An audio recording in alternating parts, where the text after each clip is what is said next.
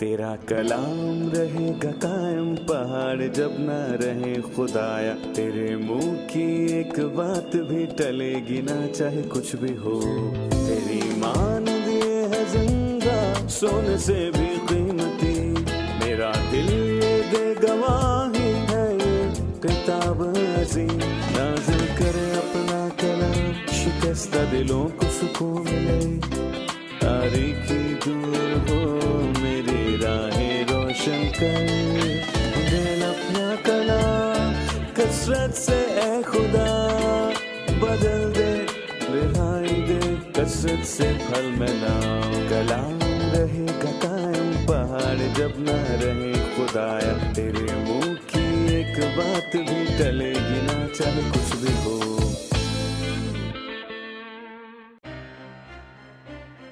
इस अजीम फतह के बाद लोगों ने जदाउन को बादशाह बनाने का फैसला किया। क्या उसने इसे माना या रद्द कर दिया? अभी मलिक जो जदाउन का बेटा था बनी इसराइल पर हुकूमत करना चाहता था, क्या उसमें इतनी काबिलियत थी कि ये मुकाम पा सके? तौला बिन फौवा बिन दोदो कौन था? बाइबल उसके मुतालिक हमें क्या बताती है?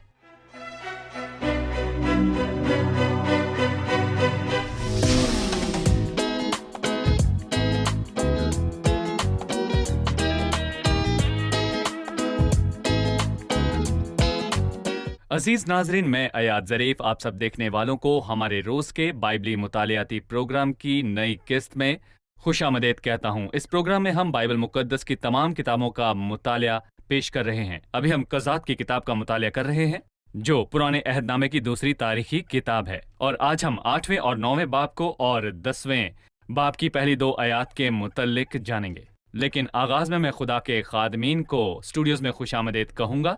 भाई मुहीब खुशामदीद। जी बहुत शुक्रिया। भाई सुफ़ात खुशामदीद। शुक्रिया भाई। और स्टूडियो में मौजूद आए मेहमानों को भी खुशामदीद। आज के मुताले का आगाज करने से पहले मैं अल्जीरिया के एक भाई ज़की ज़ाही का एक पैगाम पढ़ना चाहूँगा, जो अपने पैगाम में लिखते हैं कि खुदा की बरकत, उसका रहम और उसका इत्मीनान आपके साथ हो। मेरा सवाल है जो मुझे परेशान कर रहा है कि अगर ईसा मसीह खुदा हैं तो उन्होंने अपनी पैदाइश से पहले ये कायनात, इंसान और हर वो चीज़ जो हमारे आसपास है किस तरह तख्लीक की? क्या तख्लीक खालिक से पहले वजूद में आ सकती है? मतलब आसान अल्फाज में सवाल यह है कि आप कहते हैं मसीह खुदा है, तो अगर हर चीज़ उसकी पैदाइश से पहले वजूद रखती थी तो फिर वो खुदा कैसे हुआ? दरअसल बाइबल मुकद्दस बताती है कि मसीह अब्दियत से खुदा है, कलाम अज़ल से मौजूद है। बाइबल मसीह के मुतल्लिक कहती है इब्तिदा में कलाम था और कलाम खुदा के साथ था और कलाम खुदा था। मसीह दुनिया में आया और दुनिया में पैदा हुआ, मगर ये उसकी शुरुआत ना थी। मसीह अपनी अलूहियत में अज़ल से अब तक है।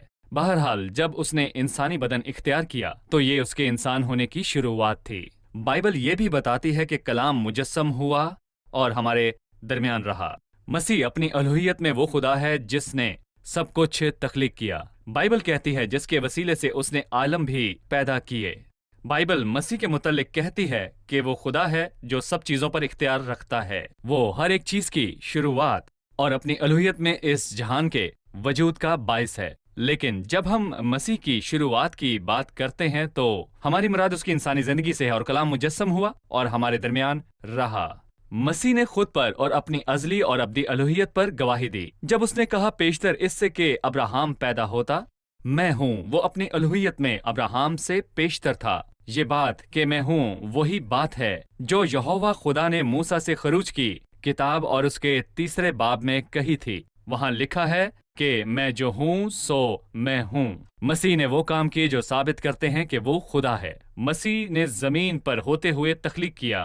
तख्लीक करना खुदा के आला कामों में से एक है। मसीह वक्त से पहले बातों की आगाही भी रखता था। ये खुदा के आला कामों में से एक है। मसीह के पास गुनाहों को माफ करने का इख्तियार है, और मेरे अजीज नाजरीन, खुदा के सिवा गुनाह कोई माफ नहीं करता। एक दिन मसीह पूरी दुनिया के लोगों और उनके नजरियात की अदालत करेगा। आपको मालूम होना चाहिए और आपका ईमान होना चाहिए कि मसीह सारी दुनिया का इंसाफ करने वाला है। और बाइबल मुकद्दस बताती है कि आखिरी दिन जब अदालत होगी तो खुदावंद लोगों के दिलों से वाकिफ होगा। کیونکہ عدالت کے دن خدا لوگوں کے پوشیدہ خیالوں کا انصاف کرے گا۔ جب ہم کہتے ہیں کہ خدا لوگوں کے پوشیدہ خیالوں کا انصاف کرے گا تو خدا ان پوشیدہ باتوں سے واقف ہے اور وہ ان کو ظاہر کرے گا اور ان سب کو سرعام لے آئے گا۔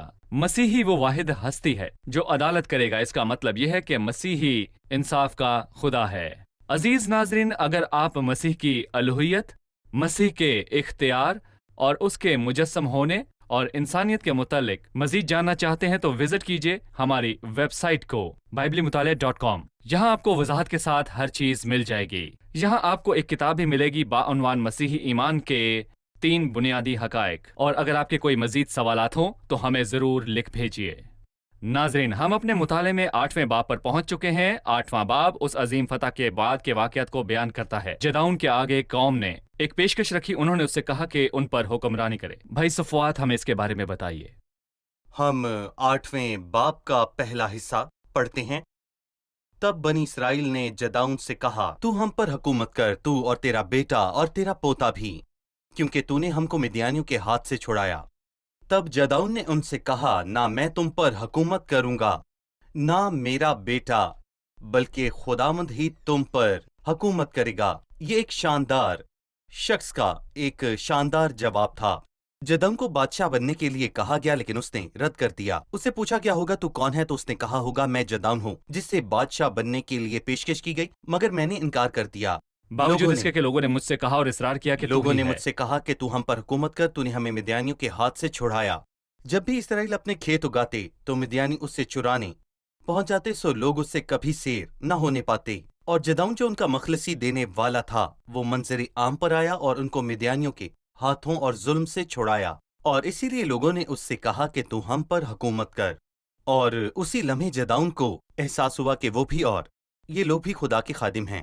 رہنما کون ہے، بادشاہ کون ہے اور سردار کون ہے؟ یہ ہمارا خدا ہے۔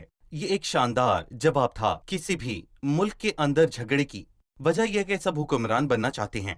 ایک ضرب المثل ہے کہ سر ہونا چاہیے، پھر چاہے وہ سر مولی کا ہی ہو۔ ہر کوئی سردار بننا چاہتا ہے، لیکن یہاں جدعون نے سارا جلال خداوند کو دیا، اور اس میں کوئی شک نہیں کہ جدعون نے اس سبق کو بخوبی سیکھا۔ جب وہ گیہوں چرا کر لے جا رہا تھا اور درخت کے نیچے بیٹھا تھا اور وہاں سے نکلنے کی جرت نہیں کر رہا تھا، اور جب وہ کوہلو کے اندر گیہوں جھاڑ رہا تھا، وہ نا امید تھا، خوف زدہ تھا اور شرمندہ تھا، لیکن خداوند نے اسے استعمال کیا جب اس نے خود کو کمزور جانا۔ بہرحال عظمت، قوت اور افادیت سب اس کے حصے میں آئیں جب خداوند کے فضل سے جدعون نے یہ محسوس کیا کہ وہ خداوند کے ہاتھ کا اوزار ہے، سو اس نے یہ طے کیا کہ وہ آگے کو ایک اوزار بن کر اپنے بھائیوں کی ہی خدمت کیا کرے گا۔ اس نے بادشاہ بننے سے انکار کیا، اس نے بادشاہت سے انکار کیا، پر خدا نے اسے عزت بخشی۔ بھائی، آپ ہمیں نئے عہد نامے میں سے اناجیل میں سے خداوند کی کسی ایسی تعلیم کا حوالہ دے سکتے ہیں کہ اگر ہمیں بڑا یا سردار بننا ہے تو ہمیں کیا صحیح۔ کرنا ہوگا؟ سب کا خادم بننا ہوگا۔ یہ الہی اصول ہے، جو کوئی اپنے آپ کو چھوٹا بنائے گا بڑا کیا جائے گا۔ جدعون نے حیران کن کام کیا۔ ایک اور حیران کن شخصیت ہے جو کہ آخری قاضی سیموئیل ہے، جو کہ لوگوں کی خدمت کر رہا تھا۔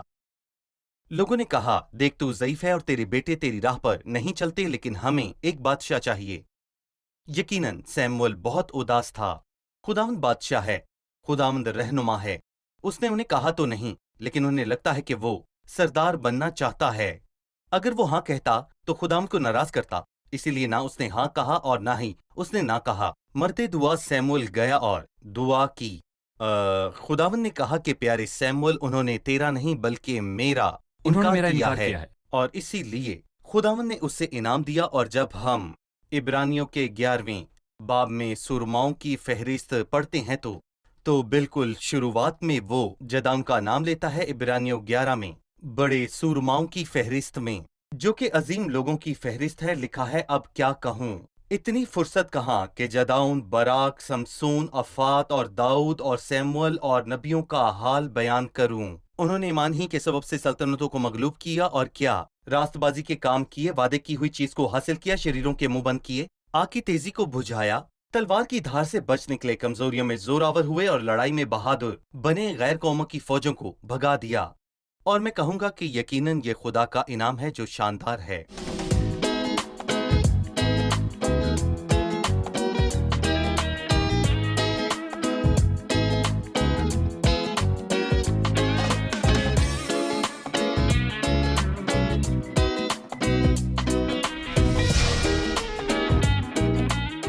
भाई मुहिब, आप जदाउन के इस जवाब पर क्या कहेंगे? जी हाँ, बिल्कुल। दुश्मन पर फतह के बाद दुश्मन मुश्ताइल हो गया। किसी ने कहा है कि फतह के लम्हात खतरे के लम्हात होते हैं। जदाउन कई आजमाइशों से गुजरा और उसने 4 आजमाइशों में कामयाबी पाई, लेकिन 5वीं में नाकामी उसकी पहली आजमाइश इफ्राइम के लोग थे, जो कि एक बड़ा कबीला था और बड़े लोग थे। वो इस बात से खफा थे कि खुदा ने जदाउन जैसे शख्स को इस्तेमाल किया, सो उन्होंने उस पर शदीद इल्ज़ाम लगाए और उसके लिए बहुत मुश्किलात खड़ी करने की कोशिश की। तूने हमसे ये सलूक क्यों किया कि जब तू मदियानियों से लड़ने को चला तो तूने हमको ना बुलाया? उसने बड़ी दानिशमंदी और फरोतनी से जवाब दिया, क्योंकि नरम जवाब कहर को दूर कर देता है। और उसने उनकी तारीफ करते हुए कहा कि जो कुछ उन्होंने किया वो उसके काम के लिए बड़ा है। उसने उनकी सादा सी तारीफ की कि उनका कबीला सादा सा और बड़ा है, और उस बात ने उनके गुस्से को ठंडा कर दिया। खुदावंद जदून की सोच और दिल से खुश था कि जिस तरह वो दानिशमंदी के साथ बनी इफ्राइम से पेश आया, दूसरी आजमाइश और इफ्नोइल के लोगों के साथ आई। उन्होंने देखा कि जदून और उसके 300 लोग थक चुके हैं मगर लड़ रहे हैं। वो एक खतरनाक दुश्मन के खिलाफ मुश्किल हालात से लड़ रहे हैं जदून ने अच्छी नीयत के साथ उन्हें भाई जानते हुए उनकी मदद की दरख्वास्त की, और हालांकि उसके लोग थकने के बावजूद दुश्मन से लड़ रहे थे, ये खुदावंद के हर एक खादिम के लिए एक सबक है। उन्होंने उसका इनकार किया और जदून और उसके आदमियों की किसी तरह भी मदद न की। जदून ने उनके पास उस बुरे रवैये के बावजूद जो उसके और उसके लोगों के खिलाफ था, उन्हें खबरदार किया और आखिर तक अपनी राह पे चला। तीसरी आजमाइश थी मदियान के बादशाह की। जनून ने उसकी खुशामद करना चाही और कहा, तू उन बादशाहों की तरह दिखाई देता है जिन्हें हमने ताबूर में कत्ल किया था। उन्होंने कहा कि वो कैसा दिखाई देता है? उन्होंने कहा, जैसा तू दिखाई देता है वैसे ही थे। उनमें से हर एक शहजादों की मानिंद था। जदून उनकी चापलूसियों से धोखा भी खा सकता था। जदाउन कभी भी बादशाह या बादशाह की औलाद न था, वो गफूरा का रहने वाला था, एक आम शख्स था। सो उसने उस खुशामद को नजरअंदाज करके उन बादशाहों को कत्ल कर दिया। ये तीसरी आजमाइश थी? जी, तीसरी आजमाइश थी। चौथी आजमाइश के मुतालिक हम पहले ही बात कर चुके हैं कि उसने बादशाह बनने से इनकार कर दिया, और 5वीं आजमाइश ये थी कि उसने कहानत के अफवाद के लिए खुद बालियां मांगी। सो आप ये 22वीं आयत में देख सकते हैं। अब मैं 22वीं आयत से पढ़ना चाहूंगा, उसके बाद हम एक वक्फा लेंगे और वक्फे से वापस आकर हम मेहमानों के सवालात के साथ हाजिर होंगे। तब बनी इसराइल ने जदाउन से कहा, तू हम पर हुकूमत कर, तू और तेरा बेटा और तेरा पोता भी, क्योंकि तूने हमको मिद्यानियों के हाथ से छुड़ाया। तब जदाउन ने उनसे कहा, ना मैं तुम पर हुकूमत करूंगा, ना मेरा बेटा, बल्कि खुदावंद ही तुम पर हुकूमत करेगा। और जदाउन ने उनसे कहा, मैं तुमसे ये अर्ज करता हूं कि तुम में से हर शख्स अपने लूट की बालियां मुझे दे दे। ये लोग इस्माइली थे, इसलिए उनके पास सोने की बालियां थीं। उन्होंने जवाब दिया कि हम इनको बड़ी खुशी से देंगे। पस उन्होंने एक चादर बिछाई और हर एक ने अपनी लूट की बालियां उसमें डाल दीं। सो वो सोने की बालियां जो उसने मांगी थी वजन में 1700 मिशकाल थी, अलावा उन चंद हारों और झुमकों और मिद्यानी बादशाहों की अर्गवानी पोशाक के जो वो पहने थे, और उन जंजीरों के जो उनके ऊँटों के गले में पड़ी थी। और जदाउन ने उनसे एक अफूद बनवाया और उसने उसे अपने शहर उफरा में रखा, और वहां सब इसराइली जनाकारी करने लगे, और वो जदाउन और उसके घराने के लिए फंदा ठहरा। यूं मिद्यानी बनी इसराइल के आगे मगलूब हुए और उन्होंने फिर कभी सर न उठाया। और जदाउन के दिनों में 40 बरस तक उस मुल्क में अमन रहा। अजीज नाज़रीन, हम एक छोटे से वक्फे के बाद दोबारा हाजिर होंगे, हमारे साथ रहिए।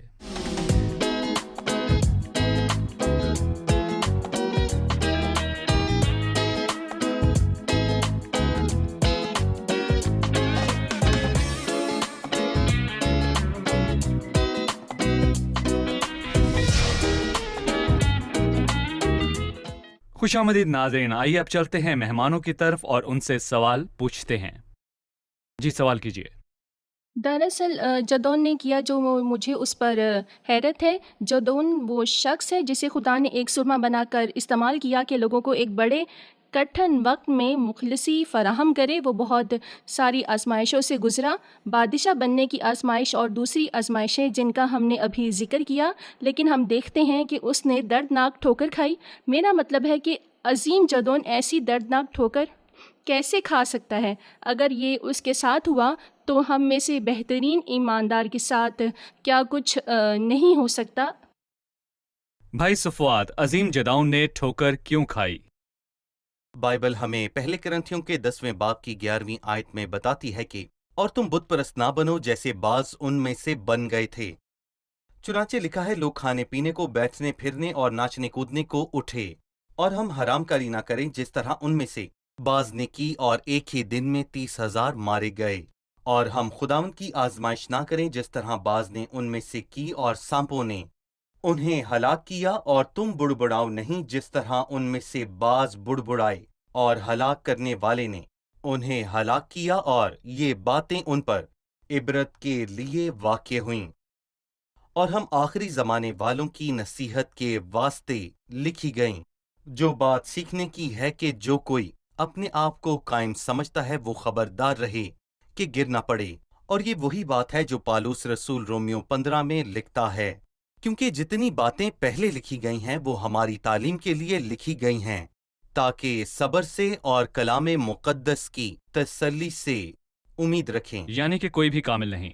मेरा मतलब है कि जदाउन नेक और शानदार था, लेकिन अब्राहम, इजहाक, याकूब और मूसा जैसे लोग जो कामिल थे मगर निस्बतन उस शख्स के जो अजीम, कामिल और बेगुनाह था, गैर कामिल थे। और जदाउन ने यकीनन मिद्यानियों पर खुदा के फजल से फतह पाई। और हम ये भी जानते हैं कि उसने अपने भाइयों के दिल को जीता, और वो चाहते थे कि वो उन पर हुक्मरानी करे। जदाउन ने उनका नजरिया दुरुस्त किया, लेकिन जदाउन ने दुश्मन पर फतह हासिल की और उसने अपने भाइयों के दिल को जीता, और वो खुद शिकस्त खा गया। और हम में से कोई भी गुनाह के आगे ज्यादा ताकतवर नहीं, और बाइबल के ये तमाम वाकयात हमारी नसीहत और हदायत के लिए लिखे गए हैं। और इनके लिखने का मकसद ये था कि अगर हम में से किसी को ठोकर लगती है तो वो उठ खड़ा होगा और खुदाम के हजूर मकबूल ठहरेगा। मैं जानना चाहूंगा कि कोई खुद को गुनाह से कैसे बचा सकता है। मेरा मतलब है, हम गुनाह करने से खुद को कैसे रोक सकते हैं। दरअसल हमें हर वक्त बदन की ख्वाहिशात से, उसकी गहरी अंदरूनी ख्वाहिशात से चौकन्ना रहने की ज़रूरत है। जदाउन ने 4 बैरूनी जंगों में फतहमंदी हासिल की थी, लेकिन मसला ये था कि उसके अंदर दफनशुदा और दूसरी ख्वाहिशात थीं जिसका उसने मुकाबला ना किया। एक खूबसूरत आयत जो हमने अभी पढ़ी कि बस जो कोई अपने आप को कायम समझता है वो खबरदार रहे कि गिर ना पड़े। हमेशा खुदा ही से दरख्वास्त करें, ए खुदावंद मेरे मददगार, मुझे गुनाह से बचा क्योंकि मैं कमज़ोर हूँ। खुद पर या अपने बदन पर भरोसा ना करें।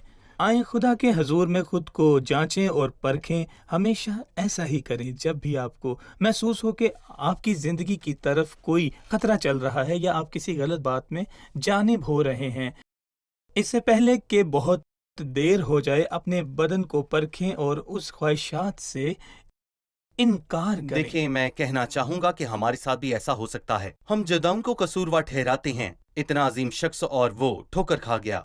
हम भी ऐसे ही ठोकर खा सकते हैं।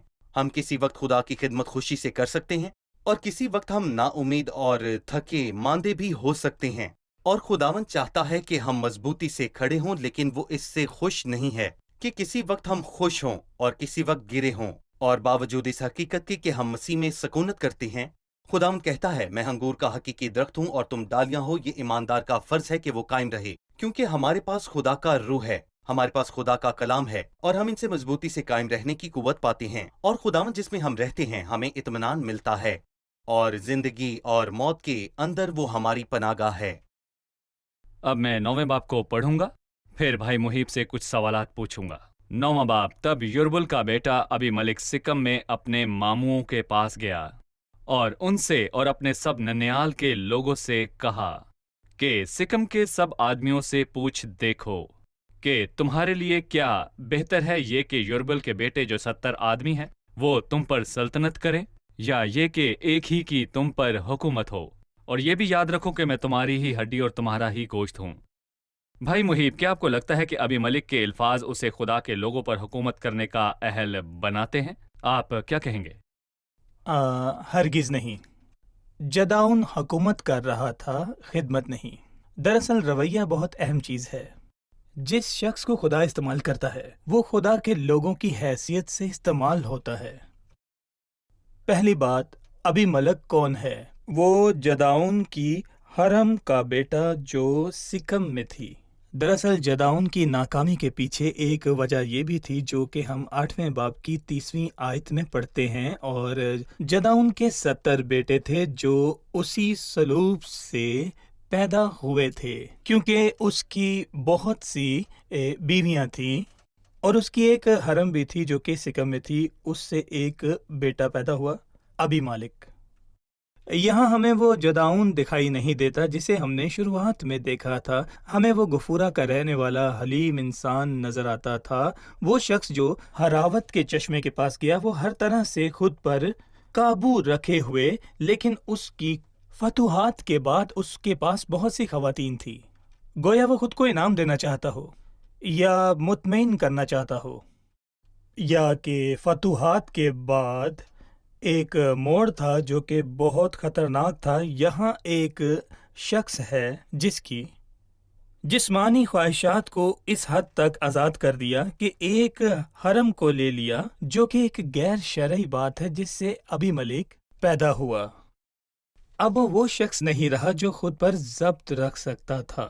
زندگی کے آخری برسوں میں اس کے 70 بیٹے تھے، جن میں سے ایک ابی ملک تھا۔ ابی ملک اختیار اور طاقت کا لالچی تھا، وہ خدمت نہیں کرنا جانتا تھا، وہ ایک قاضی کی ذمہ داری کو نہیں سمجھتا تھا کہ وہ لوگوں کے لیے برکت کا باعث ٹھہر سکے۔ میں جداؤن کی اولاد نہیں ہوں جس نے تمہیں بچایا، وہ اپنے ننیحال کو گیا، ددیال کو نہیں۔ اس کی ماں نے کچھ نہیں کیا تھا، سب کچھ اس کے باپ نے کیا تھا، لیکن اس نے بادشاہ سے انکار کیا۔ افسوس، بہرحال اس کی ناکامی کی ایک صورت یہ بھی تھی کہ اس نے اپنے بیٹے کا نام ابی ملک رکھا۔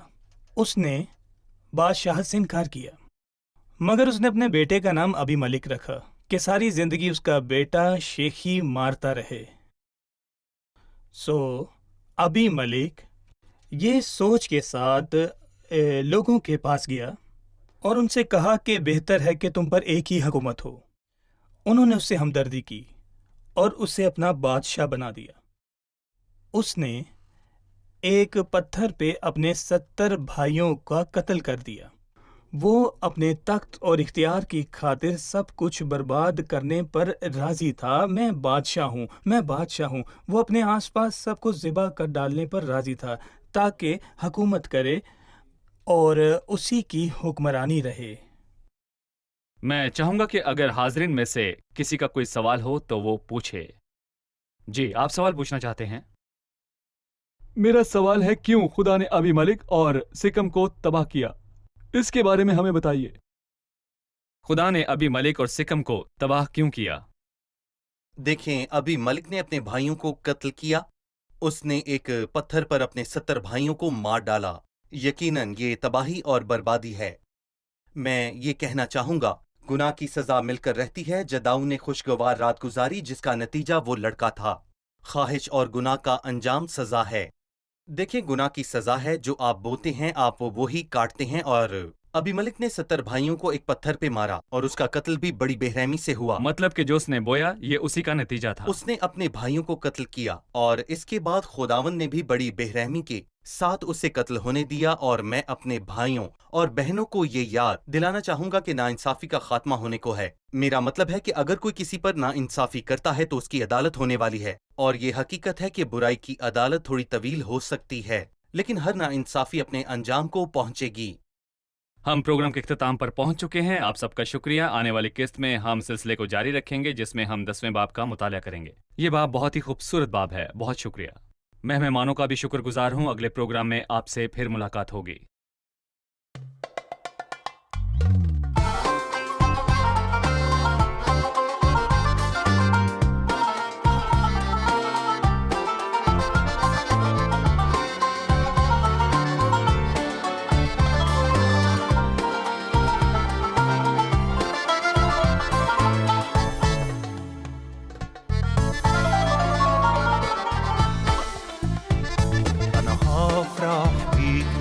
علشان انت بتكفيني انا ههتف ليك، علشان انت بتحميني انا هفرح بيك، علشان انت بتكفيني انا ههتف ليك، علشان انت بتحميني. مش مستني يا ربي موقف راح يفرحني، او مستني كلام هيطمني ويسعدني، او مسنود على ناس تتغير وتجرحني، وارجع لك من تاني علشان تشفي وتشبعني.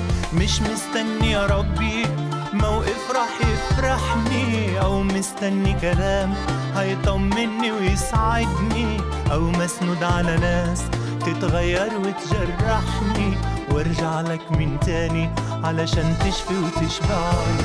انا هفرح بيك علشان انت بتكفيني، انا ههتف ليك علشان انت بتحميني، انا هفرح بيك علشان انت بتكفيني، انا ههتف ليك علشان انت بتحميني.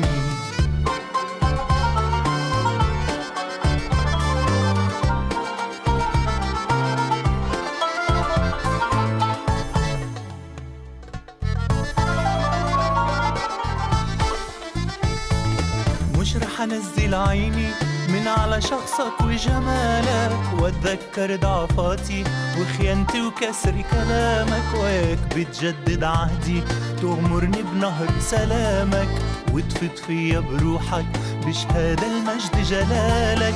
مش رح انزل عيني من على شخصك وجمالك، واتذكر ضعفاتي وخيانتي وكسر كلامك، وياك بتجدد عهدي تغمرني بنهر سلامك، وتفيض فيا بروحك بشهادة المجد جلالك. أنا هفرح بيك علشان انت بتكفيني، أنا ههتف ليك علشان انت بتحميني، أنا هفرح بيك علشان انت بتكفيني، أنا ههتف ليك علشان انت بتحميني.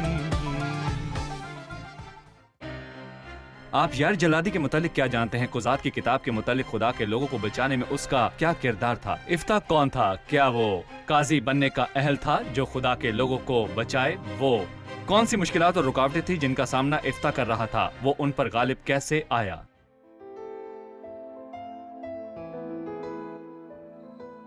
تیرا کلام رہے گا قائم پہاڑ جب نہ رہے خدایا، تیرے منہ کی ایک بات بھی ٹلے گی نہ چاہے کچھ بھی ہو، تیری مان دیے ہے زندہ سونے سے بھی قیمتی، میرا دل یہ دے گواہی ہے یہ کتاب عظیم، نازل کرے اپنا کلام شکستہ دلوں کو سکون ملے، تاریکی دور ہو میری راہیں روشن کر، دل اپنا کلام کثرت سے اے خدا بدل دے، رہائی دے کثرت سے پھل ملاؤ، کلام رہے گا قائم پہاڑ جب نہ رہے خدایا، تیرے منہ کی ایک بات بھی ٹلے گی نہ چاہے